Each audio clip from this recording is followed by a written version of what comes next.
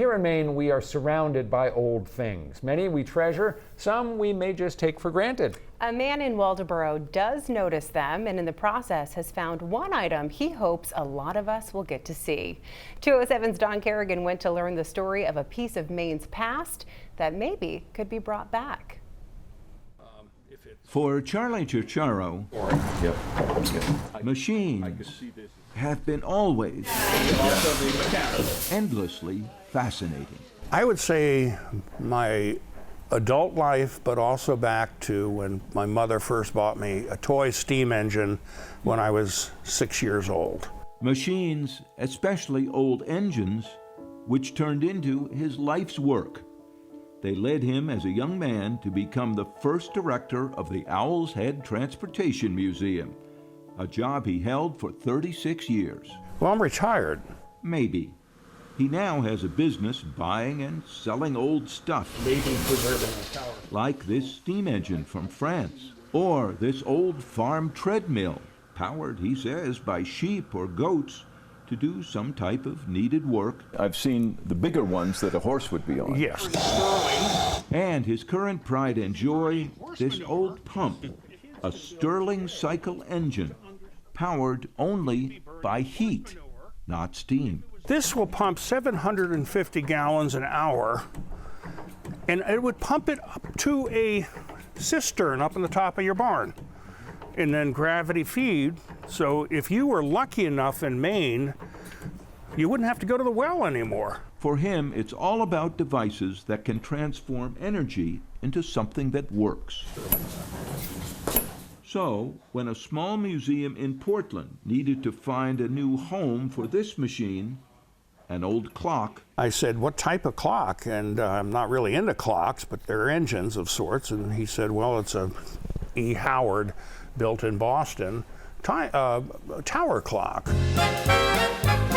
It is the clock from this tower, the Grand Trunk Railroad Station in Portland. After doing the research and getting a hold of E. Howard records, I found the order for this clock, so 1904 or 5. The Grand Trunk Railroad was Canadian and connected the seaport of Portland to Montreal. And back then, for railroads, time was everything.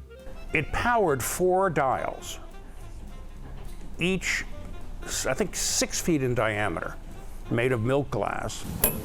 The pendulum, which they found in a corner of the old museum building, is 9 feet long.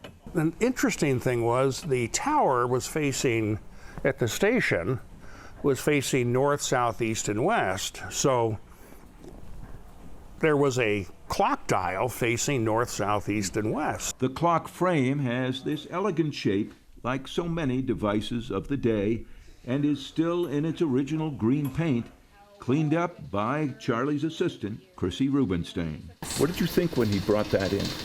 I was just amazed at the beauty of it and how well it had been preserved over the years, and having that piece of history in here is really cool. So, can we make it run?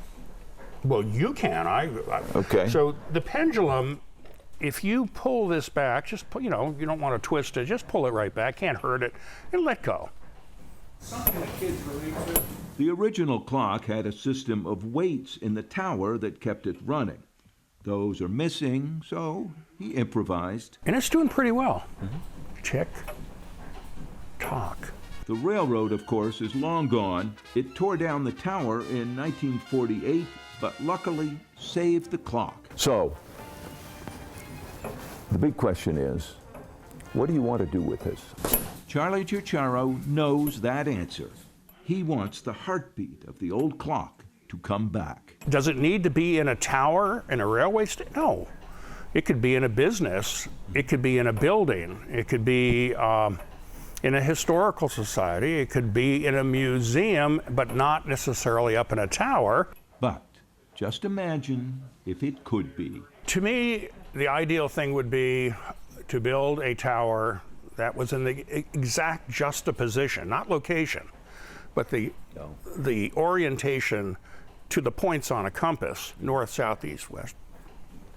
And to be able to have this where people can turn in a day of digital understanding and artificial intelligence.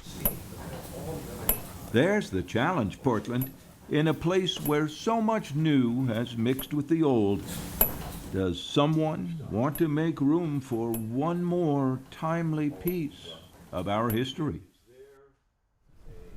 The old railroad stations were a beautiful part of Maine cities, and the big ones all had tower clocks. Portland also had the elegant Union Station for the Maine Central Railroad. It was torn down in the mid-1960s, but that clock was saved and has been on display for years in Congress Square Park. It's still there, surviving all sorts of changes in that space. Bangor had its own lovely old Maine Central Station down by the Penobscot River. It was torn down in the mid to late 60s, but the Historical Society says the clock was lost. Charlie says he wants the Grand Trunk clock to stay in Maine, and we will let you know what becomes of this one. You know, it's interesting, for instance, the Maine Central Station in Portland that was down on St. John Street was torn down in the 1960s, an enormous loss architecturally and historically, tremendous loss. But that is what galvanized the historical preservation movement in the city of Portland and surrounding areas, which has done so much to preserve magnificent old buildings. Yeah, and I was thinking too, thank goodness for people like Charlie that can kind of see these old things and go, this is great, we should hold on to it, bring it into the future, because I think a lot of people will just say, get rid of it. So good for him.